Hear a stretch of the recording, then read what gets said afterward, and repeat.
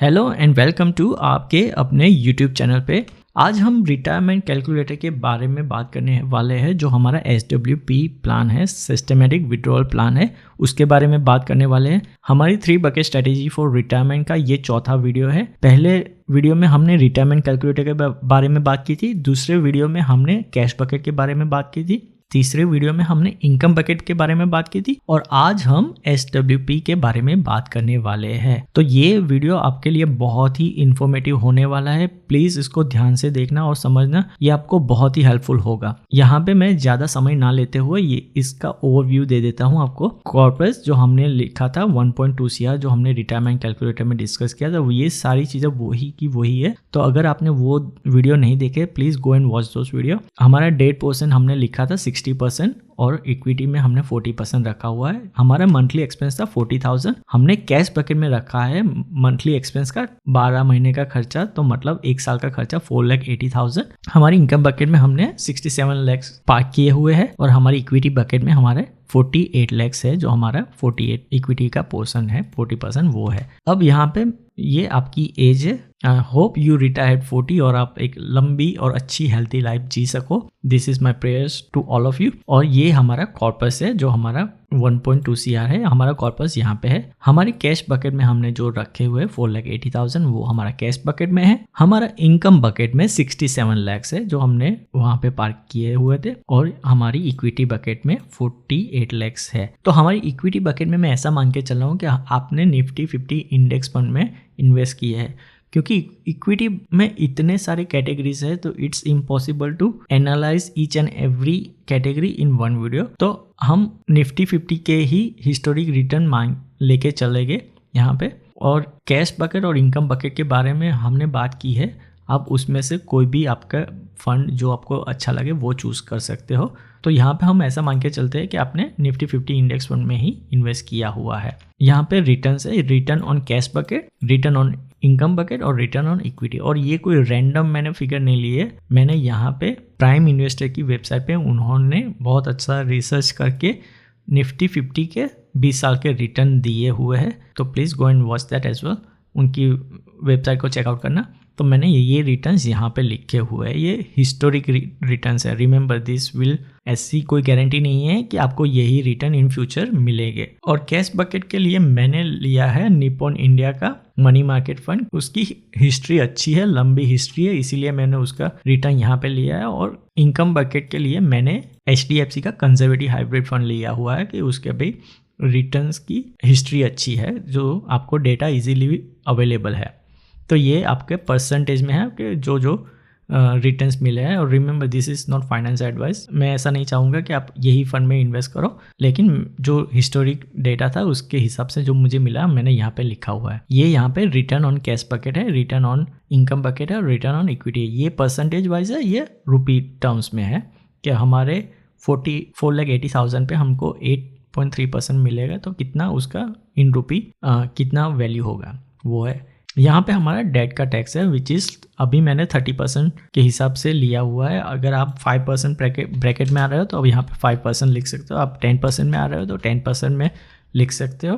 अगर आप 0% टैक्स पे कर रहे हो तो 0% लिख रहे हो। लेकिन यहाँ पे मैं हाईएस्ट टैक्स ब्रैकेट लेके चल रहा हूँ कि मैं मान के चल रहा हूँ कि आप बहुत कमा रहे हो, बहुत अमीर हो और 30% टैक्स पे कर रहे हो। यहाँ पे हमारा इक्विटी का टैक्स है जो 12.5% है। और यहाँ पे हमने इन्फ्लेशन लिया हुआ है विच इज़ 6%, जो एवरी ईयर हम ऐड करते जाएंगे। हमारा सालाना खर्चा के एनुअल एक्सपेंस में हम ऐड करते जाएंगे। तो हमारा यहाँ पे एनुअल एक्सपेंस था 4,80,000, जो हमारा 12 महीने का खर्चा था 40,000 इंटू 12, 4,80,000 यहाँ पे हमारा ईयरली एक्सपेंस है। ठीक है, अब ये फिगर है ना, ये इसको बहुत ध्यान से देखना।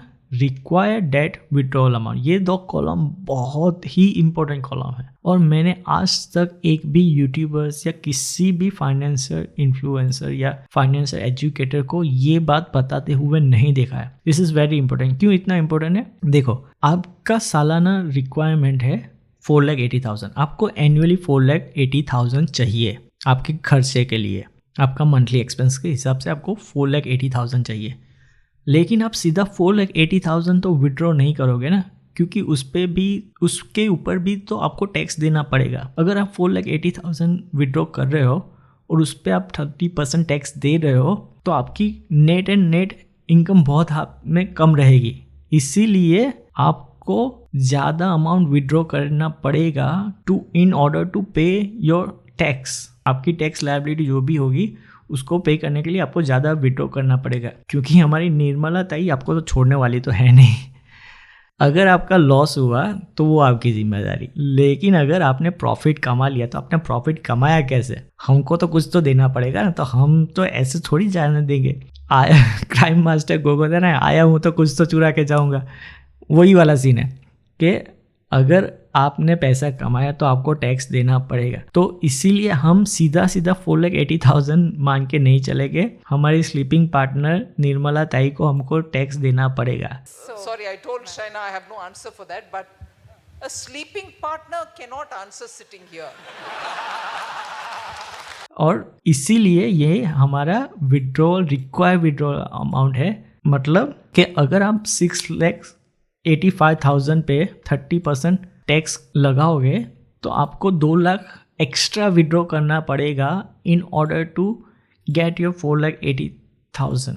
देखो ये यहाँ पे आपको 4,80,000 आ रही है जो आपकी रिक्वायरमेंट है। तो मतलब आपको 6,85,000 विड्रॉ करना पड़ेगा, तब जाके आप उस पर 2 लाख टैक्स पे करोगे, तब आपके हाथ में रहेगा 4,80,000।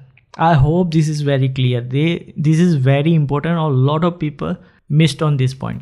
ये लोग भूल जाते हैं कि आपके ऊपर टैक्स लायबिलिटी भी है, और ये आई होप नॉट कि ये इन फ्यूचर टैक्स बढ़ता रहे और मिडिल क्लास इस पे दब के रह जाए। ठीक है, और ये सेम है require equity withdrawal amount. Same कि अगर आप इक्विटी बकेट में से विड्रॉ कर रहे हैं तो इक्विटी का टैक्स डिफरेंट है, 12.5% है। तो अगर आप 5,48,000 विड्रॉ कर रहे हो उस पर आपको टैक्स देना पड़ेगा 12.5%। तो तब जाके आप अपनी जो ईयरली एक्सपेंस है या मंथली एक्सपेंस है उसको विड्रॉ कर पाओगे, मतलब उतना आपके पास हाथ में रहेगा पैसा। तो आपकी विड्रॉल अमाउंट ये नहीं है, आपकी विड्रॉल अमाउंट ये है। ये इसको बहुत ध्यान से देखना, और अगर समझ में नहीं आए तो please rewind the video and watch it again.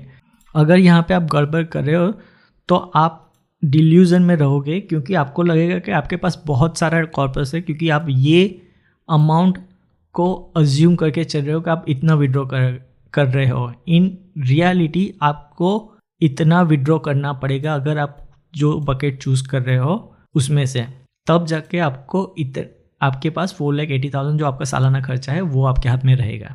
तो इसीलिए this is very crucial point. हमारे नेक्स्ट 3 कॉलम है जो हम किस बकेट में से हम विड्रॉ करने वाले हैं उसका है कि हम कैश बकेट में से विड्रॉ कर रहे हैं, इनकम बकेट में से विड्रॉ कर रहे हैं, या हमारी इक्विटी बकेट में से विड्रॉ कर रहे हैं। This is very simple. और ये हमारा डेट और इक्विटी का टैक्स है इन रूपी टर्म कि हम कितना टैक्स पे कर रहे हैं, जो हमने पहले बोला था। और ये हमारा टॉपअप है, top up cash bucket, top up income bucket और टॉपअप इक्विटी बकेट। मतलब अगर आपकी कोई बकेट एग्जॉस्ट हो रही है, उसका बैलेंस ख़त्म हो रहा है, तो आप मान के चलो कि आपकी कैश बकेट ख़त्म हो रही है, तो आप इक्विटी बकेट में से उसको टॉपअप कर सकते हो या इनकम बकेट में से उसको टॉपअप कर सकते हो। मैं इसको डिटेल में आगे समझाऊंगा, लेकिन अभी के लिए इतना मान के चलो कि आप ये टॉपअप बकेट का कॉलम है। यहाँ पे ये हमारा रिमेनिंग बैलेंस है जो हमने विड्रॉल करके टैक्स पे करके हमारे पास इन दी एंड सालाना हमारे पास कितना बचेगा, ये उसका है रिमेनिंग बैलेंस हमारा कितना रहेगा। अब ये है, this is very important as well. ये वेट परसेंटेज कैश बकेट है, वेट इनकम बकेट और weight percentage in equity bucket. तो जो हमने डिसाइड किया था कि हमारे कैश बकेट में 4,80,000 है, वो हमारे कॉर्पस का 1.2 CR का 4% है। हमारे इनकम बकेट में है 67 लाख, वो हमारा कॉर्पस का 56% है। तो ये दोनों मिला के हमारा 60% हो रहा है। और ये हमारा इक्विटी बकेट है, हमारा जो 40% हमने रखा हुआ था। तो दिस इज योर बेस, ये आपका पोर्टफोलियो का बेस है। इक्विटी में 40%, इनकम में 56% और कैश में 4%। तो इसको आपको बहुत ध्यान में रख के चलना है। आपको देखना है कि अगर आपका कोर जो एलोकेशन है वो कहीं डिस्टर्ब तो नहीं हो रहा ना, कभी कभी क्या हो जाएगा कि आपके इक्विटी पर्सन बहुत ही बढ़ जाएगा, 60% हो जाएगा, तो आपको उसको रिड्यूस करके आपको इनकम बकेट या कैश बकेट में उसको एलोकेट करना पड़ेगा। तो उसका है ये पोर्शन कि आपका अभी कितना चल रहा है, वेटेज अभी क्या है आपके एलोकेशन में, और ये प्लस माइनस है कि आपका बकेट कितने परसेंट आपका थ्रेशोल्ड है जो हमारा बेस है उससे कितने परसेंट ज़्यादा और कम है। ठीक है, तो चलिए देखते हैं कि पहले साल में आप 40 ईयर्स में आपका 1.2 CR का है कॉर्पस जो आपने डिवाइड किया है कैश, इनकम और इक्विटी बकेट में। अब देखते हैं रिटर्न आया 8.3% on cash bucket which is very good. Return आया और इनकम बकेट में 3.8%, बहुत ज़्यादा नहीं है। रिटर्न आया इक्विटी बकेट में -14.7%, नेगेटिव में रिटर्न आया, दिस इज़ नॉट गुड। तो हम क्या करेंगे, अब हम इक्विटी बकेट में से तो पैसा विड्रॉ नहीं करेगा ना, क्योंकि हमारा इक्विटी बकेट में रिटर्न ही नेगेटिव में आ रहा है, तो हमको क्यों नेगेटिव में यूनिट्स को सेल करना है, हमारे म्यूचुअल फंड यूनिट्स को क्यों सेल करना है। तो हम आइदर कैश बकेट में से या हमारी इनकम बकेट में से विड्रॉ करेंगे, लेकिन हमारा पैसा इनकम बकेट में ज़्यादा है तो हम इनकम बकेट में से विड्रॉ कर रहे हैं। तो देखो यहाँ पे आपको 4,80,000 चाहिए, लेकिन मैंने जैसे पहले बोला आपको 4,80,000 तो आपकी रिक्वायर है, आपको विड्रॉ तो करना पड़ेगा 6,85,000 in order to get that 4,80,000। तो अगर आप 6,85,000 विड्रॉ कर रहे हो, उस पर निर्मला ताई को 2 लाख टैक्स दे रहे हो, Nirmala, I am just kidding, no, Nirmala tai मतलब गवर्नमेंट को टैक्स दे रहे हो, तो आपके पास 4,80,000 रहेगा यहाँ पे। अभी हम कुछ टॉपअप नहीं कर रहे हैं क्योंकि हमने जस्ट स्टार्ट किया है, तो हम उसमें ज़्यादा नहीं डिटेल में जाएंगे। और ये हमारा रिमेनिंग बैलेंस है कि आपने कैश बकेट में तो हमने कुछ विड्रॉ नहीं किया, उसका जो रिटर्न आया उसको ऐड यहाँ पे किया हुआ है। इनकम बकेट में हमने जो रिटर्न आया, हमारी इनकम बकेट में जो पैसे था उसका रिटर्न आया, और उसमें से जो हमने विड्रॉ किया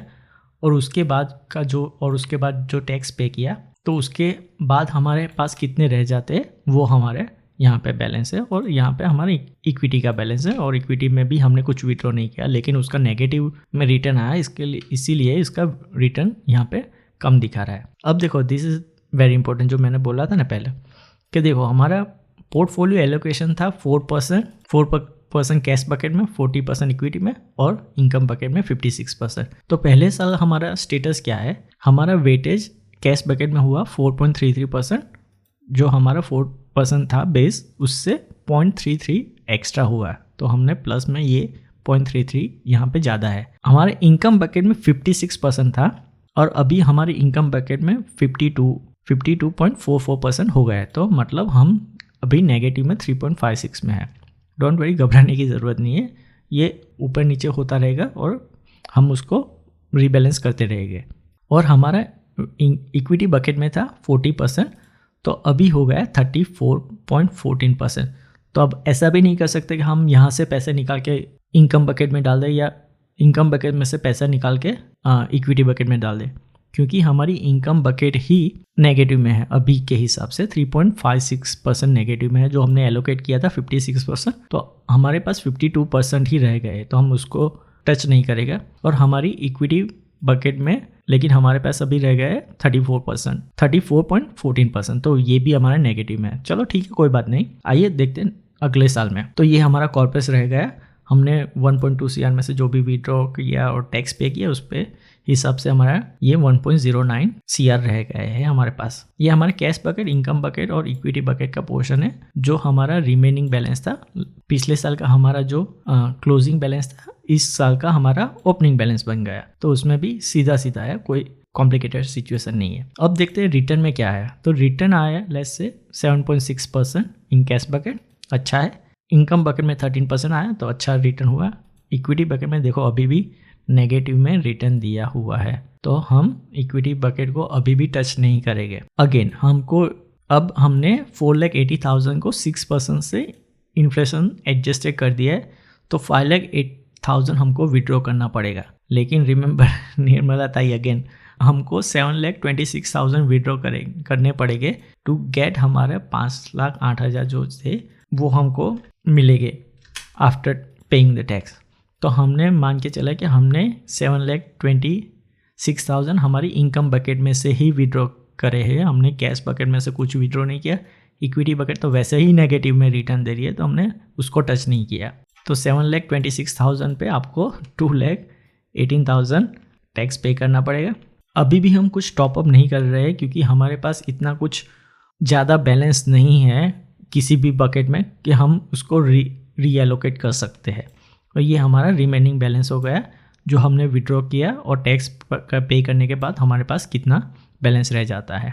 अब देखते हैं कि हमारा पोर्टफोलियो एलोकेशन क्या है। तो रिमेंबर ये हमारा बेस एलोकेशन है 4%, 56 एंड 40%। तो अभी हमारे कैश बकेट में आ गया 5.13%। तो हम 1.13% सरप्लस में चल रहे हैं। देखो ये बकेट में हमारा नेगेटिव में था, अब आ गया पॉजिटिव में। 56 था तो अब आ गए हैं 58.5। तो 2.5% एक्स्ट्रा है हमारे पास। और इक्विटी देखो 40%, अभी भी 31.48 माइनस 8.52% हम नेगेटिव में चल रहे हैं। इसीलिए मैं कहता हूँ रिटायरमेंट के बाद ज़्यादा ग्रीड नहीं करनी चाहिए, ज़्यादा पैसा इक्विटी में नहीं रखना चाहिए। अनलेस कि आपके पास मैसिव कॉर्पस है, 20 करोड़ 30 करोड़ का कॉर्पस है, तो आप रख सकते हो, आप अफोर्ड कर सकते हो इक्विटी में 70% 80% तक। लेकिन अगर आपके पास इतना ज़्यादा कॉर्पस नहीं है और आप रिटायर हो गए हो, आपकी एक्टिव इनकम नहीं है, तो आपको स्टेबिलिटी बहुत मैटर करती है। इसीलिए आप 60% डेट में रखो, 40% इक्विटी में रखोगे तो this is very good allocation. चलिए आइए देखते हैं हमारा नेक्स्ट ईयर क्या हो रहा है। अगेन देखो यहाँ पे कॉर्पस कम हो रहा है हमारा, क्योंकि कोई इतना अच्छा परफॉर्म नहीं कर, इक्विटी बकेट हमारा इतना अच्छा परफॉर्म नहीं कर रही है। ये हमारा पिछले साल का बैलेंस था, ये हमारा ओपनिंग बैलेंस है। अब इस साल में रिटर्न क्या है, 6% हमारा कैश बकेट में है, 10% इनकम बकेट में है और 3.3% हमारा इक्विटी बकेट में है। तो अगेन हमको 5,39,000 चाहिए होगा इस साल, क्योंकि हमने इन्फ्लेशन उसको एडजस्ट करके ये फिगर ली है। तो हम 5,39,000 तो नहीं विड्रॉ करेंगे, हमको विड्रॉ करना पड़ेगा 7,70,000। Again we are still using हमारी इनकम बकेट, क्योंकि हमारे पास अभी इक्विटी बकेट में इतना ग्रोथ नहीं दिखा है, तो हम इनकम बकेट में से ही पैसे विड्रॉ कर रहे हैं। तो आपको 2,31,000 आपको टैक्स देना पड़ेगा और ये आपका रिमेनिंग बैलेंस हो गया। अब देखते हैं हमारा वेटेज क्या हो गया हमारे पोर्टफोलियो में। तो देखो वेट हमारा कैश बकेट में हो गया 5.75%, इनकम बकेट में हो गया 60.73 और इक्विटी बकेट में हो गया, अभी भी हम 40% था, अभी भी हम 34% में चल रहे हैं। तो मतलब 1.75% हमारा एक्स्ट्रा है कैश बकेट में। इनकम बकेट में हमारा 4.73% एक्स्ट्रा हो गया। देखो हमने 56 रखा हुआ था, हमारे पास 60.73 हो गया, तो 4.73% हो गया। और हमारा इक्विटी बकेट में हमारा 34% अभी भी चल रहा है, विच इज़ 5.83 नेगेटिव में चल रहा है। अब इसमें दो चीज़ हो सकती है। अगर आप रिस्क टेकर हो तो आप क्या कर सकते हो, ये 4.73% जो हमारा इनकम बकेट में बढ़ा था, तो वो आप यहाँ से निकाल के इक्विटी में ट्रांसफ़र कर सकते हो। और ये हमारा 1.75 भी कैश बकेट में बढ़ा है, तो वो भी आप यहाँ से निकाल के इक्विटी में ट्रांसफ़र कर सकते हो। तो करीबन आपका जो 5% नेगेटिव में चल रहा था इक्विटी बकेट में से, तो आप यहाँ से 4% निकालो, यहाँ से 1% निकालो, 2% निकालो, तो अगेन वो आपका जो एलोकेशन था वो सही हो जाएगा 4%, 56% और 40% का। लेकिन अगर आपको रिस्क नहीं लेना है कि नहीं यार मैं इनकम बकेट को भी क्यों छेड़खानी करूँ, उसमें तो वैसे ही चलने देते हैं, तो which is totally fine, you can do that. आपको उसमें से कोई विड्रॉ करने की ज़रूरत नहीं है, आप वैसे का वैसा पोर्शन रख सकते हो, ठीक है। लेकिन ये एक ऑप्शन था जो मैंने बताया, आप क्या कर सकते हो। चलो नेक्स्ट ईयर में क्या हो सकता है देखते हैं। 40 अब यहाँ पे देखो थोड़ा बढ़ा, पिछले साल से हमारा इस साल का रिटर्न बढ़ा, क्योंकि हमने तीनों में पॉजिटिव रिटर्न था, इसीलिए हमारा रिटर्न बढ़ा है। तो ये हमारा पिछले साल का क्लोजिंग बैलेंस, ये हमारा ओपनिंग बैलेंस हो गया। अब रिटर्न क्या आया देखो, 7.9% इसमें कैश बकेट में, इनकम बकेट में 0.6% और देखो return on equity 71%। Massive return. अब इक्विटी बकेट में हमको अच्छा रिटर्न मिला, तो now we can try to withdraw this fund from the equity bucket हम इसमें से विड्रॉ कर सकते हैं क्योंकि हमारे पास इक्विटी बकेट में पैसे बड़े हैं। लेकिन अगर आपको दो चीज़ हो सकती है, आप either you hold it for a long time till your income bucket get exhausted, मतलब कोई बोलेगा कि मुझे हर साल ये पोर्टफोलियो एलोकेशन और इसको रीबैलेंस नहीं करना है, मैं जब इनकम बकेट या कैश बकेट ख़त्म हो जाएगी तभी मैं इक्विटी बकेट में से उसको विड्रॉ करूँगा। You can do that, but just keep this in mind कि लेट्स से अगर 8 साल के बाद आपने सोचा कि मैं इसको रीबैलेंस करूँगा, जो भी मेरी बकेट दोनों बकेट एग्जॉस्ट हो जाएगी उसके बाद मैं इक्विटी में से विड्रॉ करूँगा, और अगर उस टाइम इक्विटी में 50% ड्रॉप आया मार्केट में, तो आप ये दो बकेट तो आपकी खाली हो गई है। आप विड्रॉ भी उस टाइम पे कर रहे हो, द वर्स्ट पॉसिबल टाइम पे आप विड्रॉ कर रहे हो इक्विटी बकेट में से, जब आपको वहाँ पे कुछ छेड़खानी नहीं करनी है। तो आप बहुत ही नेगेटिव में अपने म्यूचुअल फंड यूनिट्स को सोल्व करोगे उस टाइम पे। इसीलिए ईयरली या 2 ईयरली या 3 yearly rebalance is very important. अगर किसी को ईयरली रीबैलेंस नहीं करना है विच इज़ फाइन, आप 3 साल में एक बार करो, लेकिन just look at what's your each bucket is performing और उसका एलोकेशन देखते रहो, जहाँ पे जो मैं यहाँ पे दिया हुआ कि आपने जो डिसाइड किया था उसमें से कितना ज़्यादा कम हो रहा है और उसके हिसाब से रीबैलेंस करो। अब यहाँ पे देखते हैं हमारा 71% हमारा रिटर्न आ गया है, तो हम विड्रॉ कर सकते हैं इक्विटी बकेट में से। तो हमको अगर हम इक्विटी बकेट में से विड्रॉ कर रहे हैं तो हमको 6,53,000 विड्रॉ करना पड़ेगा, तब उस पर हमारा 81,000 टैक्स लगेगा, जो हमारे सालाना एक्सपेंस हो गए 5,71,000 के, वो हम कवर कर सकते हैं। अब देखते हैं हमारा वेटेज क्या हो गया। देखो यहाँ पे हमारा वेटेज हो गया 2.16% इन कैश बकेट, हमारे पास सरप्लस पड़ा हुआ है। हमारी इनकम बकेट में हमारे पास 4,69,000 सरप्लस पड़ा हुआ है, और हमारी इक्विटी बकेट में देखो हमारे पास मैसिव 12% का सरप्लस पड़ा हुआ है। अब ये आपका कॉल है, आप इसमें क्या करना चाहते हो। कोई बोलेगा मैं ऐसा का ऐसा ही रखूँगा, उसमें मैं कुछ विड्रॉ नहीं करूँगा, तो यू कैन डू दैट। कोई बोलेगा नहीं यार 52% is so much for me to handle in equity, मुझे तो इतना ही पोर्शन चाहिए, 40% ही चाहिए, तो मैं 12% तो मैं इक्विटी में एक्स्ट्रा नहीं रख सकता, मैं 52% नहीं रख सकता इक्विटी में। तो आप इन दैट सिचुएशन क्या कर सकते हो, आप जो 12% जो आपके पास सरप्लस पड़ा है आप इक्विटी बकेट में से निकाल के आप अपनी इनकम बकेट या कैश बकेट में आप रख सकते हो। ज़्यादातर लोग इनकम बकेट में ही रखते हैं क्योंकि कैश बकेट तो इमरजेंसी के लिए ही है। यहाँ पे हमने विड्रॉ किए थे 6,53,000, बट आप अगर उसको ज़्यादा विड्रॉ करोगे, फॉर एग्जांपल लेट्स से आपने 18 लाख विड्रॉ कर लिए, जस्ट फॉर एग्जांपल, आपके खर्चे आपको चाहिए 5,71,000, ठीक है, और अगर टैक्स मिला के आपको 6,53,000 ही चाहिए, लेकिन आपने लेट्स से 18 लाख इक्विटी से विड्रॉ कर लिए, तो देखो अब पोर्शन क्या हो गया, हमने जो पहले 12% था उसको घटा के 1.13% पे हम ले आए, हमको सिर्फ 6,53,000 चाहिए, हमने 18 लाख विड्रॉ कर लिए for example, just this is for example only, okay. तो हमारा खर्चा तो यही है, हमारा खर्चा इतना तो बड़ा है नहीं, तो ज़्यादा जो पैसा है वो हम अब करेंगे टॉप अप हमारी इनकम बकेट में। और ऐसा भला हम क्यों करेंगे, क्योंकि हम हमारा रिस्क एक्सपोजर कम करना चाहते हैं। फॉर एग्जांपल अगर आपने यहाँ पे यही पैसा विड्रॉ किया जो आपको चाहिए था अपने ईयरली एक्सपेंस के लिए, जो हमारा इक्विटी बकेट में था, तो अभी आपके पास पोर्शन क्या हो गया, यहाँ पे आपके पास 12% एक्स्ट्रा है इक्विटी में। तो lot of people are not comfortable with this kind of exposure in equity. तो इसीलिए अगर आप कंजर्वेटिव या मॉडरेट रिस्क टेकर हो तो आप वो पैसे विड्रॉ करके, आप ज़्यादा पैसे विड्रॉ करके अपनी इनकम बकेट में टॉप अप कर सकते हो।